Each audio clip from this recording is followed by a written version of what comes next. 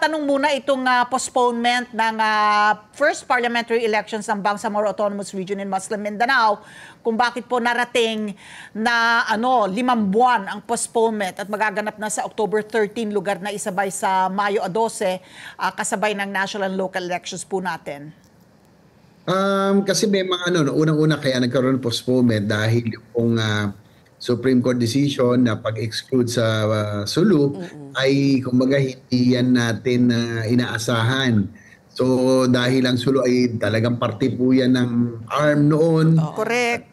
ARM ngayon, sila, they were part of the struggle, you know, of the Bangsamoro people. Kaya lang, nagkaroon na po ng decision Korte Suprema.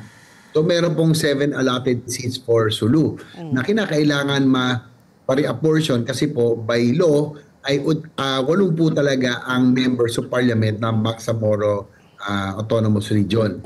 So yan po ang isa. Pangalawa, meron pa isang probinsya na kailangan gawin dahil merong 8 orphan na municipalities na bumoto po for BARM pero sila po ay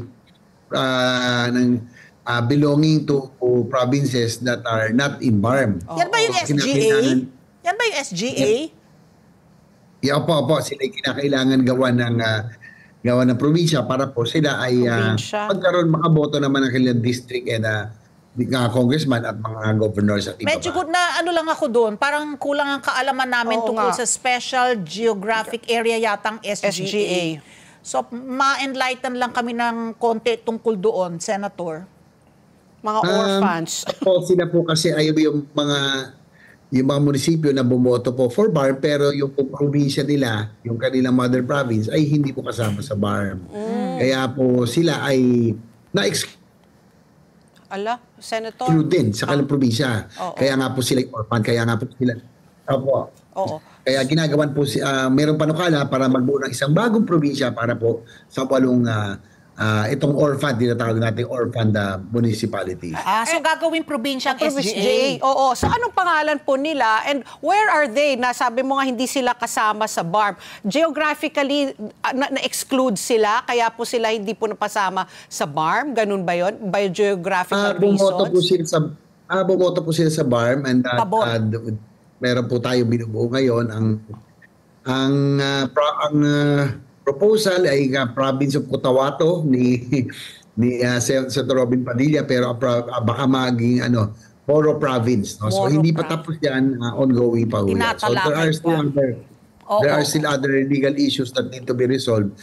Para nga po itong 5 months na ginawa natin extension, hopefully ma-resolve na itong mga ito bago magkaroon ng first election for the Bangsamoro Parliament.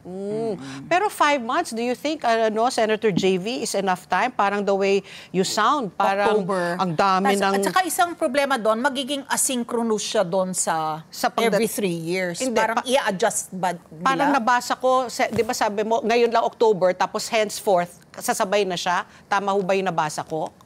Yes, ganun po. Yung una lang, ganun naman po talaga yun. Since this is the first election, kahit kung yung alala, yung first senatorial elections natin noong 1987 after the EDSA Revolution, ganun din po, no? Yung first half, first 12 ay iba po yung kanila pong term, iba rin po yung last 12, no? So ganun talaga. Magsisynchronize din po yan on the next election. Sa May, So I was asking, do you think 5 months is enough time? Kasi nga, from the way you sound, no, parang daming problema.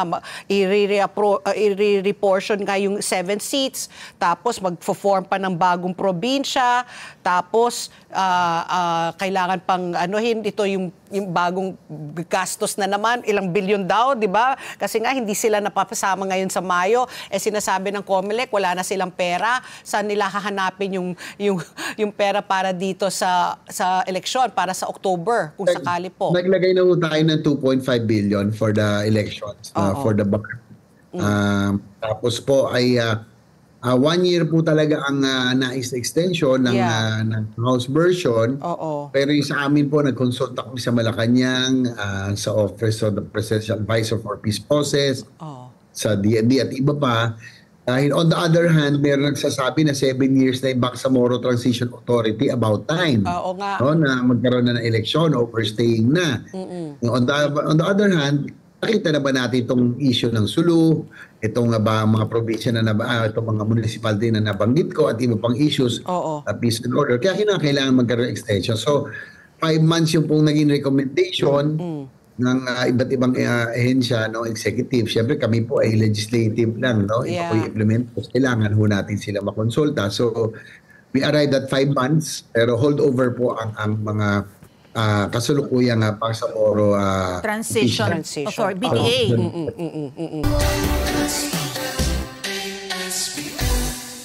Let's get together. Sunday 25. Sunday 25.